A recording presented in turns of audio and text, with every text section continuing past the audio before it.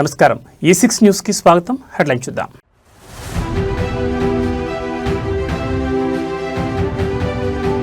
Tollywood percentage war 2008 నుంచి మా పోరాటం సాగుతూనే ఉందంటున్న డిస్ట్రిబ్యూటర్లు.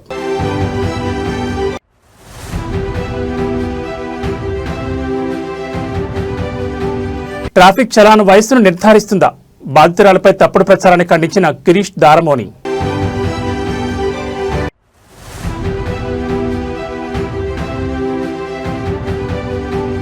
బత్తలపల్లి సెంటర్లో పండగ వాతావరణం. మంత్రి లోకేష్ ను గజమాలతో సత్కరించిన పరిటాల శ్రీరామ్. ఇక డీటెయిల్స్ చూస్తే తెలుగు చిత్ర పరిశ్రమలో థియేటర్ల పర్సెంటేజ్ వ్యవహారం మరోసారి తెరపైకి వచ్చింది. సింగిల్ స్క్రీన్ థియేటర్లలో పర్సెంటేజ్ విధానం అమలుపై తెలంగాణ స్టేట్ ఫిల్మ్ ఛాంబర్ ప్రతినిధులు, డిస్ట్రిబ్యూటర్లు కీలక వ్యాఖ్యలు చేశారు. 2008 నుంచి హైదరాబాద్లోని ఫిల్మ్ ఛాంబర్ కార్యాలయంలో డిస్ట్రిబ్యూటర్లు మరియు ఛాంబర్ ప్రతినిధులు మీడియా సమావేశం నిర్వహించారు. సింగిల్ స్క్రీన్లలో పర్సెంటేజ్ వాటాల గురించి తాము 2008 నుంచి నిరంతరం కొట్లాడుతున్నామని డిస్ట్రిబ్యూటర్లు గుర్తు చేశారు. మారుతున్న కాలానికి అనుగుణంగా థియేటర్ల యాజమాన్యాలు, డిస్ట్రిబ్యూటర్ల మధ్య పారదర్శకమైన వాటా ఉండాలని వారు డిమాండ్ చేస్తున్నారు. ప్రస్తుత పరిస్థితిలో సినిమా పరిశ్రమ మరియు ఎగ్జిబిటర్లు, డిస్ట్రిబ్యూటర్లు అందరూ బాగుండాలంటే ఈ సమస్య పరిష్కారం కావాలని వారు అభిప్రాయపడ్డారు. పాత పద్ధతుల వల్ల డిస్ట్రిబ్యూటర్లు తీవ్రంగా నష్టపోతున్నారని ఆవేదన వ్యక్తం చేశారు. వివాదాలను పెంచుకోవాలనే ఉద్దేశం తమకు లేదని, ఎగ్జిబిటర్లతో కలిసి కూర్చొని సమస్యను సామరస్యపూర్వకంగా పరిష్కరించుకోవడానికి తాము సిద్ధమని తెలిపారు. ప్రభుత్వం లేదా పెద్దలు ఎప్పుడు చర్చలకు పిలిచినా హాజరవుతామని స్పష్టం చేశారు. పరిశ్రమలోని అన్ని వర్గాలు సమన్వయంతో ముందుకు సాగితేనే సినిమా మనుగడ సాధ్యమని ఈ సందర్భంగా వారు పేర్కొన్నారు. చాలా కాలంగా పెండింగ్ లో ఉన్న ఈ పర్సెంటేజ్ విధానంపై ఫిల్మ్ ఛాంబర్ తీసుకున్న నిర్ణయం టాలీవుడ్ లో ఎలాంటి మార్పులకు దారితీస్తుందో చూడాలి. మా సమస్యపై పోరాటం చేస్తున్నామని, ఈ అంశాన్ని పరిష్కరించేందుకు ఎప్పుడు చర్చలకు పిలిచినా తాము సిద్ధంగా ఉన్నామని వారు స్పష్టం చేశారు. మేము లాస్ట్ 2008 నుంచి కొట్లాడుతున్నాం ఈ పర్సెంటేజ్ సిస్టమ్ అనేది. లాస్ట్ మొన్న త్రీ మంత్స్ కింద సౌత్ ఇండియా ఫిలిం ఛాంబర్లో మీటింగ్ అయింది. మొన్న కూడా మీకు చెప్పిన సురేష్ బాబు గారు, నేను, సునీల్ గారు అంత సౌత్ ఇండియా ఫిలిం ఛాంబర్కి పోతే, అరే మీరు పర్సెంటేజ్ సిస్టమ్ ఎందుకు ఆడతలేరు, మీరు తప్పు చేస్తున్నారు మీరు అని చెప్తే, దాని తర్వాత మళ్ళీ ఇక్కడికి వచ్చినాక మళ్ళీ తెలుగు ఫిలిం ఛాంబర్కి ఒక లెటర్ రాసినాం. సార్ ఏమైంది సార్, మరి మీరు పర్సెంటేజ్ సిస్టమ్ చేసి మీటింగ్ పెడతా అన్నారు అంటే, లేదు సార్ పెడతాం అని చెప్పి దాన్ని ప్రొలాంగ్ చేసుకుంటూ వచ్చారు. మొన్న సినిమా పర్సెంటేజ్ అయితేనే ఆడతామని చెప్తే ఒక పెద్ద మనిషి, మన అనురాధ టింబర్ డిపో శ్రీనివాస్ గారు, శత్రులవాడ శ్రీనివాసరావు, వద్దు మీరు తప్పు చేస్తారు, వాళ్ళు తెలంగాణ ఫిల్మ్ ఛాంబర్ మీటింగ్ పెడతారంట కదా, మీరు సినిమా వేసేయండి అంటే సినిమా వేసేసినాం పెద్ద మనిషి చెప్తే. దాని తర్వాత 8th పెడతా అన్నారు, పెట్టలేదు. 10th పెడతా అన్నారు, పెట్టలేదు. అందు గురించి మేమందరం వారే ఎందుకు ఇంకా ఆగుతున్నాము, మనం మాట్లాడదాం కదా, ఒక ప్రెస్ నోట్ ఇడుస్తాం కదా అని చెప్పి తెలంగాణ ఫిలిం ఛాంబర్ అనేది పెట్టుకొని ఒక ప్రెస్ నోట్ ఇడిచినాం. దానికి నిన్న ఏం చేసిర్రు, పర్సనలీ తీసుకొని ఒక 5-6 వాళ్ళ బాడీ ఏందో మాకు తెలియదు, వాళ్ళు ఎవరు తెలియదు, 2-3 ప్రొడ్యూసర్ నేను గుర్తుపడతా, ఒక 6 పర్సనలీ పెట్టుకొని, పర్సనల్ గ్రడ్జ్ పెట్టుకొని పర్సనలీ మాట్లాడేసారు. స్టాచ్యూ కడతా అని చెప్పి అవన్నీ చెప్పి చాలా తప్పు మాట్లాడుతున్నారు. మేము రెడీగా ఉన్నాము, ఎప్పుడు మీరు పిలిస్తే అప్పుడు మాట్లాడనీకి ప్రొడ్యూసర్ కానీ ఇంకో తెలుగు ఫిలిం ఛాంబర్ కానీ మేము వెయిట్ చేస్తున్నాము. రేపటికి మీటింగ్ పెట్టిర్రు, దానికి పోతాము, కూర్చొని మాట్లాడుకొని చేసుకున్నాం. బండి భగీరథ్ ఫోక్సో కేసులో బాధితురాల వయసుపై జరుగుతున్న ప్రచారాన్ని జర్నలిస్ట్ గిరీష్ దారమోని తీవ్రంగా ఖండించారు. బాధితురాలు మేజర్ అని నిరూపించేందుకు కొందరు చేస్తున్న ప్రయత్నాలను ఆయన ఎండగట్టారు. ట్రాఫిక్ చలాన్లు, తప్పుడు బర్త్ సర్టిఫికెట్ల ప్రచారంతో నిందితుని కాపాడుకోవడంపై ఆయన ఆగ్రహం వ్యక్తం చేశారు. సోషల్ మీడియా మరియు కొన్ని మీడియా సంస్థల్లో వస్తున్న వార్తలపై గిరీష్ దారమోని ఘాటుగా స్పందించారు. 2021లో ట్రాఫిక్ పోలీసులకు దొరికినప్పుడు భయంతో ఆ బాలిక 15 ఏళ్లని చెబితే దాన్ని ఆధారంగా చేసుకుని ఇప్పుడు ఆమె మేజర్ అని ప్రచారం చేయడం హాస్యాస్పదమని ఆయన పేర్కొన్నారు. ట్రాఫిక్ చలాన్ ద్వారా వయసును ఎలా నిర్ధారిస్తారని ప్రశ్నించారు. ఈ కేసులో ఇరువురి అంగీకారం ఉందంటూ వస్తున్న వాదనలను ఆయన తిప్పికొట్టారు. బాధితురాలు మైనర్ అయినప్పుడు చట్ట ప్రకారం అది అత్యాచారం కిందకే వస్తుందని, ఫోక్సో చట్టం వర్తిస్తుందని స్పష్టం చేశారు. బాధితురాలకి 2008-2010లో పుట్టినట్లు 2 సర్టిఫికెట్లు ఉన్నాయని చెప్తున్న వారు కనీస తెలివి లేకుండా మాట్లాడుతున్నారని విమర్శించారు. 2008 అయినా 2010 అయినా అఘాయిత్యం జరిగిన సమయానికి ఆ బాలిక మైనరే అవుతుందని ఆయన గుర్తు చేశారు.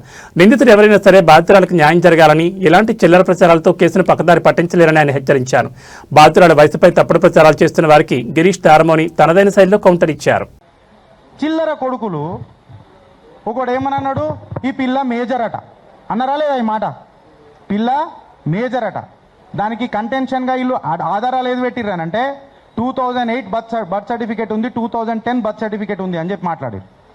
దానికి ఆధారాలు ఏం తీసుకొచ్చిర్రంటే, వీళ్ళు ఏదో ఒక ట్రాఫిక్ చలాన్ కేసు తీసుకొని వచ్చి ఆ ట్రాఫిక్ చలాన్లా ఈ పిల్ల వయసు ఎంత అనంటే 15 సంవత్సరాలు చెప్పిందట. ఇది ఎప్పుడు బుక్ అయింది చలాను? 2021లో బుక్ అయింది. అంటే 2021లో ఈ పిల్ల 15 సంవత్సరాలు ఉంటే 2026లో 21 సంవత్సరాలు కదా. వీళ్ళు అయ్యలు మస్తు లెక్కలు చెప్పిరు అనిపించింది నాకు. లెక్కలు మస్తు చెప్పి వీళ్ళు అయ్యలు మస్తు నేర్పించారు లెక్కలు అని చెప్పిన. ఈ లెక్కలలో తిక్కలు ఉన్నాయి. ఎందుకు చెప్పాలా అన్న? ట్రాఫిక్ చాలానప్పుడు ఎవడన్నా బర్త్ సర్టిఫికేట్ చూసిండా అన్న? ట్రాఫిక్ చాలానప్పుడు ఎవడన్నా మెట్రికులేషన్ సర్టిఫికేట్ చూసిండా అన్న? ట్రాఫిక్ చాలానప్పుడు నీ ఏజ్ ఎట్లా నిర్ధారించింది అనేది ఒక క్లారిటీ వచ్చిందా అన్న? నువ్వు మామూలుగా నిలబడ్డప్పుడు పోలీసు వాళ్ళు అడిగినప్పుడు చిన్న పసికూనలు భయపడరా? ఏమైంది అని అంటే ఎంత నీ వయసు అంటే 15 అని చెప్పి రాసేసి అయిపోయింది. దాన్ని పట్టుకొని వీళ్ళు వేస్తారు. ఇంకా ఇలా సక్కదనాలు చూడుర్రి. It was a mutual consent అంట. అరే అవులాగా నేను అందుకే అన్న ఏటగాడు ఎడ్డోడు అయితే ఏమో మళ్ళీ గడిలకేనేమో అన్న పూలి. ఎందుకని అంటున్నా అంటే ఇది పాక్సోరా మైనర్రా. ఇప్పుడు ఇంకొకటి చూడుర్రి క్రూషల్. ఆ న్యూస్ ఛానల్ పేరు కూడా చెప్పొచ్చు కదా సార్? చెప్పొచ్చా? Magadha news. Magadha news direct చెప్తున్నా నేను. లక్ష్మి గారు మీకే అండి. డంకేపై చోటు సవాల్ ఇసురుతున్నాడు గిరీష్ దారమ్మని. 2008 నుంచి 2010 మేజర్ లెక్కలు వస్తాయా అండి మీకు? జర్నలిజం ఇన్ని రోజుల నుంచి చేస్తున్నారు కదా, లెక్కలు వస్తాయా? 2008 తీసుకున్నా 2010 తీసుకున్నా మైనరే కదా, మైనరే కదా. ఇలా మాటలలో మనువాడ ఇది కరెక్టేనా?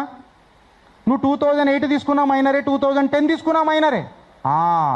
ఇప్పుడు వీళ్ళు ఏం మాట్లాడతారండి? ఫేక్ సర్టిఫికేట్ అని మాట్లాడతారు. ఒక ఫ్యాక్ట్ ఏంటంటే ఈ మిస్ మ్యాచ్ అయిన డేట్ కోసం కరెక్షన్ పెట్టిరు సార్. కరెక్షను జూన్ 2025లోనే పెట్టిరు సార్. పోలీసు వాళ్ళు సెక్షన్లు ఆంధ్రప్రదేశ్ విద్య, ఐటీ మరియు ఎలక్ట్రానిక్స్ శాఖల మంత్రి నారా లోకేష్ సత్యసాయి జిల్లాలో పర్యటించారు. పుట్టపర్తి విమానాశ్రయానికి చేరుకున్న ఆయనకు తెలుగుదేశం పార్టీ శ్రేణులు, ప్రజాప్రతినిధులు ఘనస్వాగతం పలికారు. అనంతరం ధర్మవరం నియోజకవర్గంలో లోకేష్ పర్యటన కొనసాగింది. మంత్రి నారా లోకేష్ పర్యటన నేపథ్యంలో ఉమ్మడి అనంతపురం జిల్లాలో పండగ వాతావరణం నెలకొంది. పుట్టపర్తి ఎయిర్పోర్టుకు చేరుకున్న మంత్రికి పార్టీ సీనియర్ నాయకులు, ప్రజాప్రతినిధులు పుష్పగుచ్చాలు అందజేసి స్వాగతం పలికారు. ధర్మవరం నియోజకవర్గం బత్తలపల్లి సెంటర్ వద్ద మంత్రి లోకేష్ కు భారీ ఎత్తున స్వాగతం లభించింది. నియోజకవర్గ టీడీపీ ఇన్ఛార్జ్ పరిటాల శ్రీరామ్ ఆధ్వర్యంలో వేలాది మంది నాయకులు, కార్యకర్తలు, స్థానిక ప్రజలు తరలివచ్చారు. పరిటాల శ్రీరామ్ నేతృత్వంలో కార్యకర్తలు మంత్రికి గజమాలతో సత్కరించి పూలవర్షం కురిపించారు. లోకేష్ ను చూసేందుకు స్థానికులు భారీగా తరలిరావడంతో బత్తలపల్లి సెంటర్ కిక్కిరిసిపోయింది. కూటమి ప్రభుత్వం అధికారంలోకి వచ్చాక విద్య, ఐటీ రంగాల్లో వస్తున్న మార్పులను వివరిస్తూ కార్యకర్తలు నినాదాలు చేశారు. ఈ సందర్భంగా మంత్రి అందరికీ అభివాదం చేస్తూ ఉత్సాహంగా ముందుకు సాగారు. మంత్రి పర్యటనతో జిల్లాలోని టీడీపీ శ్రేణుల్లో కొత్త ఉత్సాహం నెలకొంది.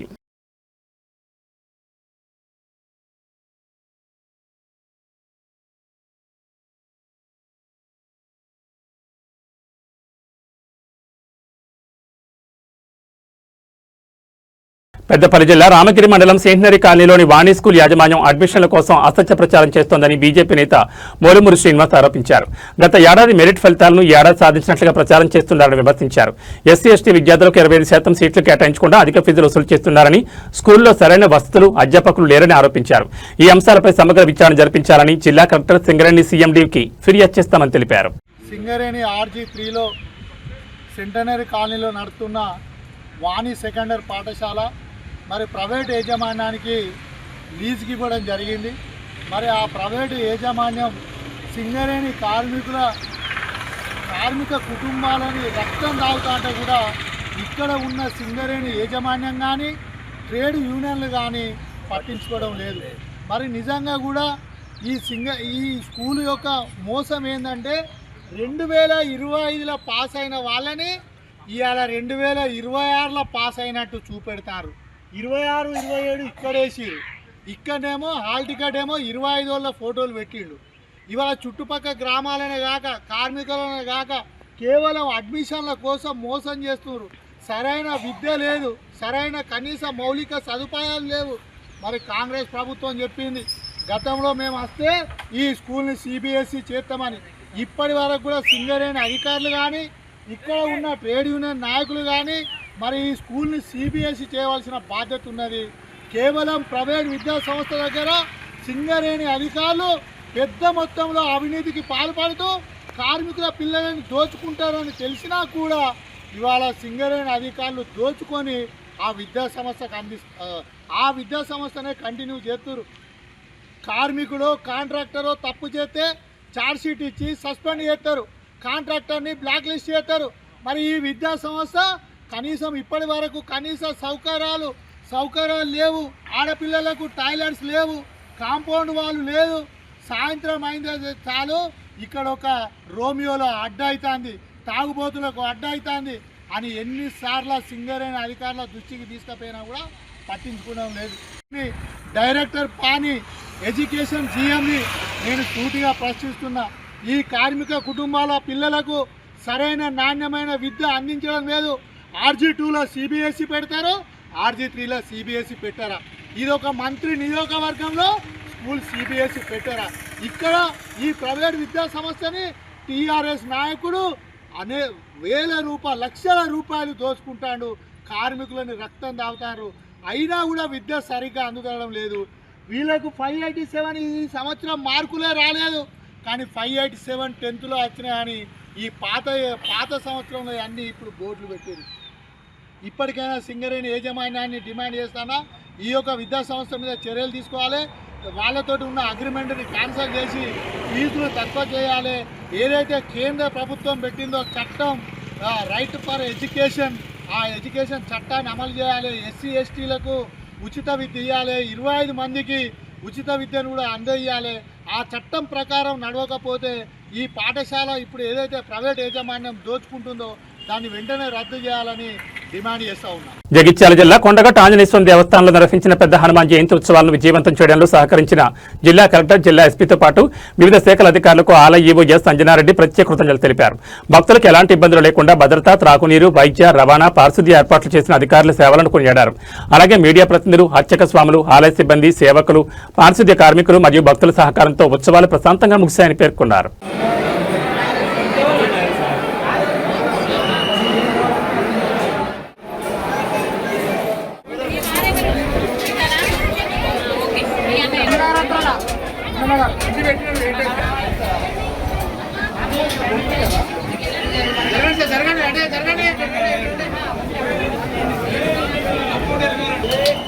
జై శ్రీరామ్.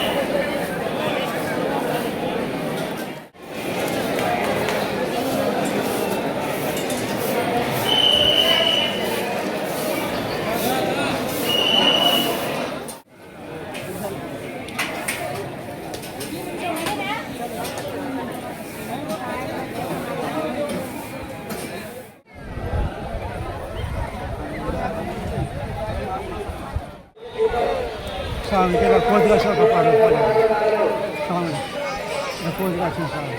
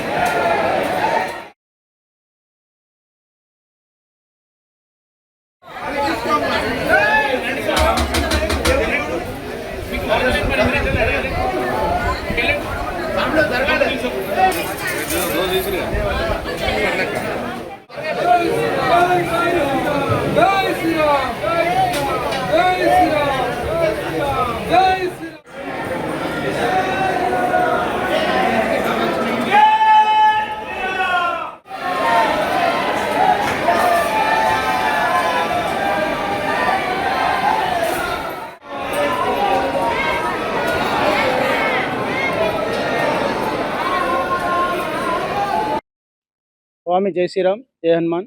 నా పేరు కాదాసి వేణు. నేను గత 23 సంవత్సరాల నుంచి హనుమాన్ దీక్ష తీసుకుంటున్నాను.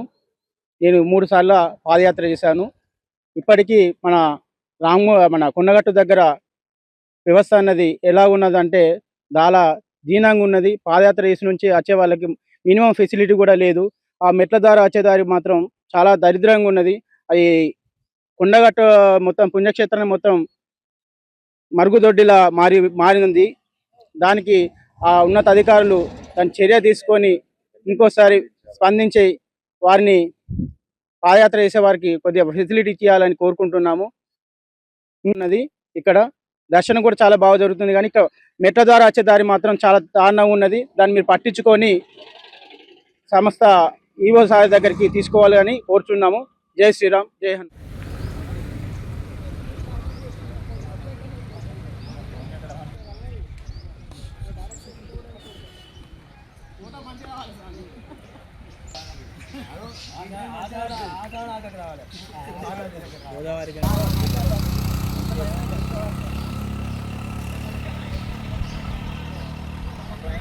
జయశంకర్ జిల్లాలోని కాటారం మండల పరిధిలో గల కాటారం ఓరచెరువు సీఖం భూమి కబ్జాలు చేసి యథేచ్ఛగా వాణిజ్య సముదాయాలు గృహాలు నిర్మిస్తాను కూడా జిల్లా పంచాయతీ అధికారులు మరియు గ్రామ పంచాయతీ అధికారులు పట్టించుకోవడం లేదని స్థానిక ప్రజలు ఆరోపిస్తున్నారు. కాటారం మండలంలోని కాటారం ఓరచెరువు సర్వే నెంబర్లు 66, 67, 68, 69 మరియు 70లలో సుమారు 10 ఎకరాల విస్తీర్ణం కలిగి ఉండేదని, కాలక్రమేణా ప్రస్తుతం ఎకరం భూమి కూడా లేకుండా కబ్జాలు గురై చెరువు మనుగడ ప్రమాదంలో పడిందని స్థానికులు ఆందోళన వ్యక్తం చేస్తున్నారు. ఈ విషయమై చెరువు కబ్జాల గురించి స్థానిక మండల అధికారులు కానీ జిల్లా అధికారులకు ఫిర్యాదులు చేసినా ఎలాంటి ప్రయోజనం లేదని స్థానికులు ఆరోపించారు. అలాగే ఈ విషయంపై ఐబీ, ఇరిగేషన్ మరియు రెవెన్యూ అధికారులకు నివేదించినా ఫలితం లేదని స్థానికులు ఆవేదన వ్యక్తం చేస్తున్నారు. ఈ విషయమై స్థానిక సర్పంచ్ను వివరణ కోరగా ఈ విషయం గత పాలన సర్పంచ్ హయాంలో జరిగినట్లు మంత్రి దుద్దెల శ్రీధర్ బాబు దృష్టికి తీసుకువెళ్లామని, తదుపరి చర్యలకు ఒక కమిటీ వేయడం జరిగిందని కాటారం గ్రామ సర్పంచ్ పంతకాని సడువల్లి వివరించారు. ఈ విషయమే డిఆర్టీవీ ప్రతినిధి స్థానిక కాటారం ఎంపీడీఓని వివరణ కోరగా సమాధానం ఇవ్వకుండా విషయాన్ని దాటవేసే ప్రయత్నం చేస్తూ పంచాయతీ సెక్రటరీతో మాట్లాడిస్తా అంటూ సమాధానం దాటవేశారు. ఈ విషయం గురించి వివరాల గురించి జిల్లా కలెక్టర్, పంచాయతీ అధికారులను మరియు ఐబీ ఇంజనీరింగ్ అధికారులను ఫోన్లో సంప్రదించగా ఏ అధికారి ఫోన్ ఎత్తకుండా నిర్లక్ష్యం వహించారు.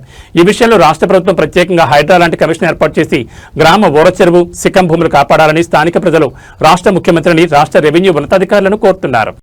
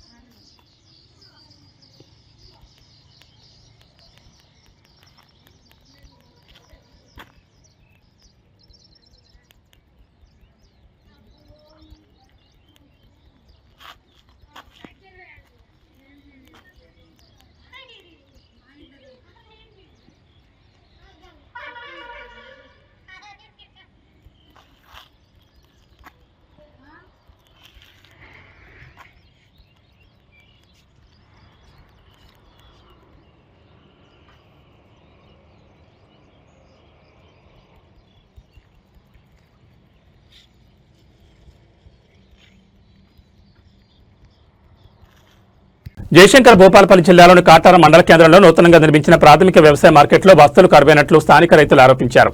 వ్యవసాయ కమిటీ ఆధ్వర్యంలో గత సంవత్సరం నిర్మించిన ఈ మార్కెట్ కేంద్రంలో కనీసంగా తాగునీరు, విశ్రాంతి షెడ్లు లేక దూర ప్రాంతాల రైతులు అవస్థలు ఎదుర్కొంటున్నారు. మార్కెట్ పరిధిలో కనీసం రైతులు సేద తీరేందుకు ఎలాంటి వస్తువులు లేకపోగా తెచ్చిన ధాన్యం నిల్వలను కాపాడుకోలేని పరిస్థితి ఎదురవుతోందని రైతాంగం వాపోయారు. ఒకవైపు రాష్ట్ర ప్రభుత్వం, రాష్ట్ర ముఖ్యమంత్రి రేవంత్ రెడ్డి సర్కార్ బోదరగొట్టే ప్రకటనలతో రైతులకు అన్ని సౌకర్యాలు కల్పిస్తున్నట్లు ప్రకటనలపై వారు అసహనం వ్యక్తం చేస్తున్నారు. మార్కెట్లోని స్థలంలో ఎండలో ధాన్యం ఆరబెట్టుకోవడానికి టార్పాలిన్ బ్యాగులు, ధాన్యం నింపేందుకు గోనె సంచులు ఇవ్వడం లేదని వారు ఆరోపించారు. అలాగే రాత్రి వేళలో కాపలా వాడు లేకపోవడంతో ధాన్యం బస్తాలు గుర్తెలియని దొంగలు దోచుకెళ్తున్నారని వారు ఆరోపిస్తున్నారు. మార్కెట్ పరిధిలోని ధాన్యం బెడ్లు, చెత్తను వేరు చేసే యంత్రాలు, తేమ శాతం తొలగించే యంత్రాలు పనిచేయకుండా నిరుపయోగంగా ఉన్నాయని రైతులు ఆవేదన వ్యక్తం చేస్తున్నారు. అలాగే రాత్రి వేళలో కాపలా కోసం మార్కెట్లో నిద్రించాలంటే విద్యుత్, మంచినీరు మరియు కనీస సౌకర్యాలు లేక ఇబ్బందులు ఎదుర్కొంటున్నట్లు రైతులు ఆందోళన వ్యక్తం చేస్తున్నారు. అలాగే గల్లీ బ్యాగులు లేక ధాన్యం నింపేందుకు ఇబ్బందిగా ఉందని, ధాన్యం కొనుగోలు లేక ఇబ్బందులు ఎదుర్కొంటున్నట్లు వారు ఆవేదన వ్యక్తం చేస్తున్నారు. మరోవైపు దినసరి కూలీలకు డబ్బులు ఇవ్వాల్సి రావడంతో ప్రైవేట్ వ్యాపారులకు అమ్ముకుంటే కనీస మద్దతు ధరలు కూడా రావడం లేదని వారు మార్కెట్ తీరుని విమర్శిస్తున్నారు. రాష్ట్ర ప్రభుత్వం ధాన్యం కొనుగోలు రాష్ట్రం మొత్తం ప్రారంభించిన కాటారంలో ఇంకా ప్రారంభం కాకపోవడంపై వారు ఆందోళన చెందుతున్నారు. ఇకనైనా ఈ విషయంలో రాష్ట్ర ప్రభుత్వం చొరవ చూపి తమ కేంద్రంలో కూడా త్వరితగతిన ధాన్యం కొనుగోలు ప్రారంభించాలని ఈ ప్రాంత రైతాంగం మార్కెటింగ్ ఉన్నతాధికారులను కోరుతున్నారు. కల్లాలల్లా దోపిడీ బాగా జరుగుతుందంట కదా, దాని గురించి ప్లస్ ఇక్కడ తూకాలలో మళ్ళా ఇబ్బందికరంగా ఉందంట కదా, అది దాని గురించి మాట్లాడమని చెప్పింది.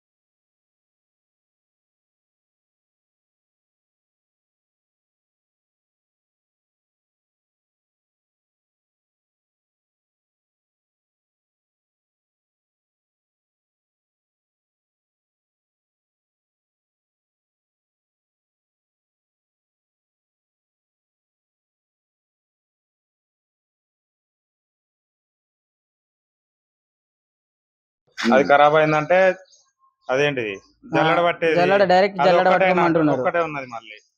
మిషన్ మనకు స్టార్టింగ్ ఏమన్నారంటే ఈ మిషన్ ఇది డైరెక్ట్ మన పంప్ అదే రిటర్న్ తీసుకునేది, అది ఫెయిల్ అయింది. అది ఫెయిల్ అయ్యి మళ్ళీ పోసుకోవాలంటే మళ్ళీ అంతకుముందు ఎప్పుడు ఎట్లా చేసినాం ఇప్పుడు మళ్ళీ అట్లనే ఉన్నది. ఇప్పుడు వర్షాలు ఉన్నాయంటారు, బారదాన్ని కరెక్ట్ గా వస్తలేదు. తాగడానికి ఇక్కడికి వచ్చి మనం పని చేసుకోగా మనకు వాటర్ లేవు, నైట్ కొంచెం కరెంటు ఇబ్బంది లేదు. కొంచెం ఇబ్బంది ఉంటుంది. కరెంటు కరెంటు లేదు, కాపలా ఉంటారంటారు కానీ మనకు పర్ఫెక్ట్ లేదు ఇక్కడ. మరి మనకైతే ఇప్పుడు ఎక్కువ తక్కువ కనిపిస్తలేరు, ఆ కాపలా ఉంటారంటారు, ఏది లేదు. చేపలు ఉంటాను అంటాను కానీ మొన్న నైట్ వచ్చి గొడ్లు బుక్కిపోయినాయి, కొంచెం ఇబ్బంది ఉన్నది. లైటింగ్ ఉందా?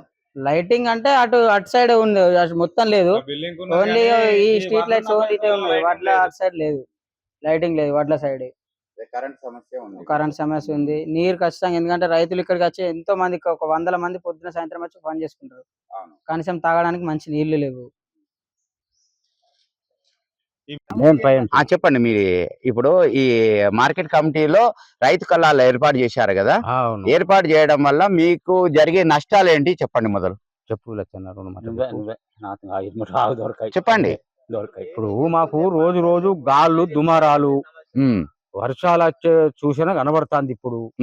ఎందుకంటే మేము 4 నెలలు పంట పండించేది ఒక్కటైతుంది. ఇప్పుడు ఇక్కడ ఉండు గొడ్లు గోదలు నిన్నొకైంది బత్త పోయింది ఆట, మరి కావలేదు.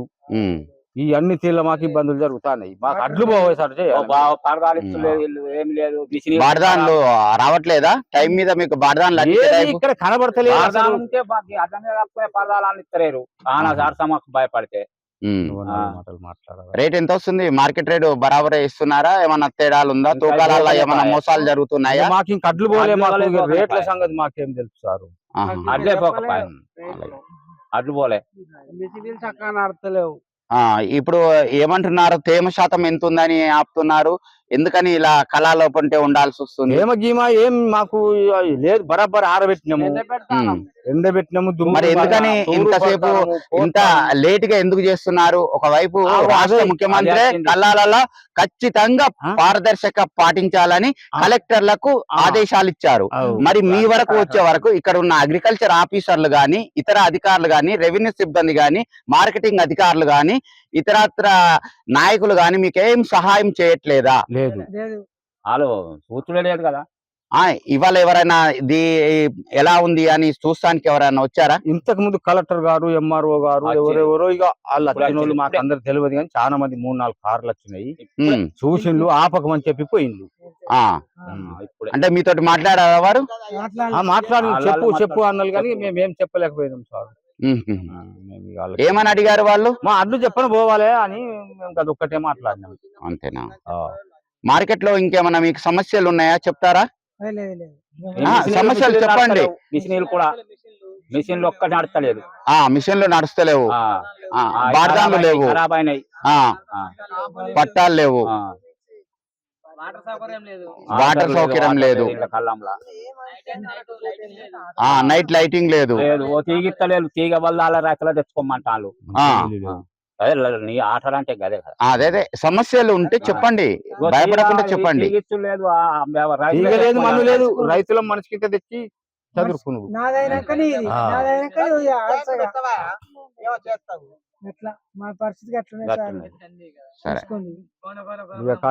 అడ్లు అయితే ఒకటే కావాలి అసలు. మేము అదే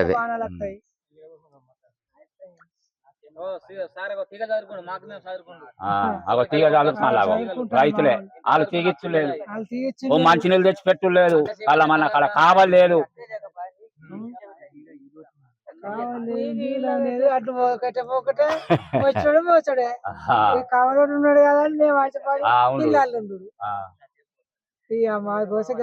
అంటే ఇప్పుడు కావాలైనా లేడు కాబట్టి మనిషికి ఒక్కరు చొప్పున, కుటుంబానికి ఒకరు చొప్పున వంతుగా కావలి కాస్తున్నారా? అంతేనా? టైం బట్టి ఎవరిని వీళ్ళని బట్టి వాళ్ళు వచ్చి కాపలా కాస్తున్నారు. అది ఓకే. ఈ వడగండ్ల వాన వల్ల మీకు ఇబ్బంది అవుతుంది. వడగండ్ల వాన వల్ల టార్పలిన్ పత్రాలు ఇవ్వడం లేదు, ఇంకొకటి నీటి సమస్య ఉంది, సరైన కాపలా సమస్య లేదు, ఇక్కడ సౌకర్యాల కొరత ఉంది, మిషన్లు బాగాలేవు, తీగిచ్చలేదు, కరెంటు కనెక్షన్ లేక, లైటింగ్ లేక ఇబ్బంది అవుతుంది. రాత్రి పట్టుకొని చేసుకుంటానికి, అటు ఇటు జరపడానికి, ఈ వడ్లను ఎత్తి పోస్తానికి ఇబ్బంది అవుతుంది. అంతే కదా? రైట్ అండి, థ్యాంక్ యూ. కాకినాడ జిల్లా పరిధిలో ఉన్న గోదావరి పరివాహక ప్రాంతాలైన తాళరేవు, కాదూరు మండలాల్లోని పుష్కర ఘాట్లను జిల్లా కలెక్టర్ హరీంద్ర ప్రసాద్ పరిశీలించారు. 2027 గోదావరి పుష్కరాలకు ముందస్తు సన్నద్ధతలో భాగంగా పుష్కర ఘాట్ల వద్ద చేపట్టిన పనులను వేగవంతం చేయాలని జిల్లా కలెక్టర్ హరీంద్ర ప్రసాద్ అధికారులను ఆదేశించారు. తొలుత జిల్లా కలెక్టర్ తాళరేవు మండలం ఇంజరం గ్రామం యానాం సరిహద్దు ప్రాంతంలో కొత్తగా పుష్కరాల నిమిత్తం ప్రతిపాదించిన అరటికాయ లంక ఘాట్ను పరిశీలించి R&B ఇరిగేషన్ అధికారులతో మాట్లాడి వివరాలు తెలుసుకున్నారు. అనంతరం పిల్లంక రెవెన్యూ గ్రామ శివారు గోపులంక పంచాయతీ పరిధిలో గల గోపులంక ఘాట్ను, గోపులంక రెవెన్యూ గ్రామ పంచాయతీ పరిధిలో గల గోపులంక ఘాట్ను, పిల్లంక గ్రామ పంచాయతీ పరిధిలో గల పిల్లంక ఘాట్ను పరిశీలించారు. ఈ పర్యటనలో తాళరేవు, కాదూరు మండలం tahsildar P Trinatharao, Tagore, Talarevu MPDO Satyanarayana, irrigation R&B అధికారులు పాల్గొన్నారు.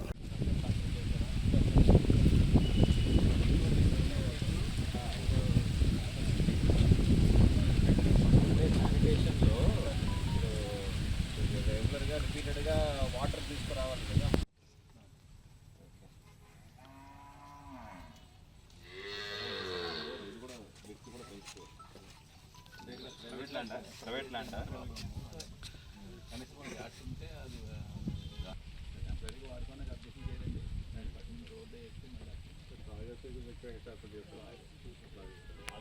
రోడ్డుకి గ్లాస్ పుస్తకాలు కట్టి పోస్టులు పాసేస్తారు, సిమెంట్ పోస్టులు.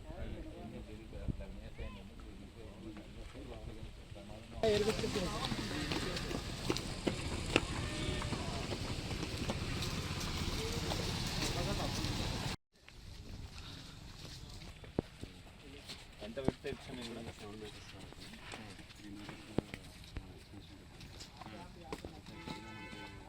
దగ్గర మరీ దగ్గర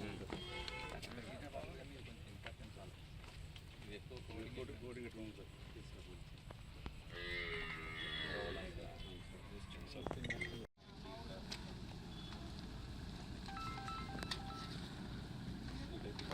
దిగడానికి ఉంటుంది సార్. ఆ టైంకి కొంచెం వాటర్ లెవెల్ కూడా బాగా పెరుగుతుంది సార్. 1.5 క్యూసెక్స్ దాకా ఉంటుంది సార్. ఇప్పుడైతే వాటర్ లేదు. Okay, back water sir. Okay, water availability ఉంటుంది సార్. ఒకటి సార్ తర్వాత ఇక్కడ స్టోన్స్ డంప్ మామూలుగా ఇక్కడ వస్తారా జనాలు? ప్రాబ్లమ్ గ్రూప్ ఉన్నాయి సార్. ఫస్ట్ యాక్సెస్ కూడా ప్లాన్ చేసే వాళ్ళ చూసుకున్నప్పుడు గోవాలంక వస్తారు.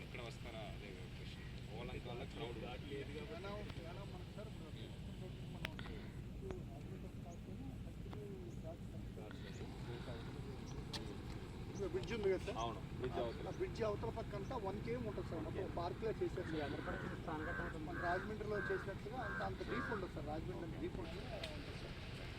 చాలామంది కాకినాడ వాళ్ళు కూడా రాజమండ్రి ఫస్ట్ చేస్తారు సార్. ఈ సరౌండింగ్స్ అంతా ఇక్కడ వచ్చేస్తారు. మీరేదో చెప్పడానికి వచ్చారు.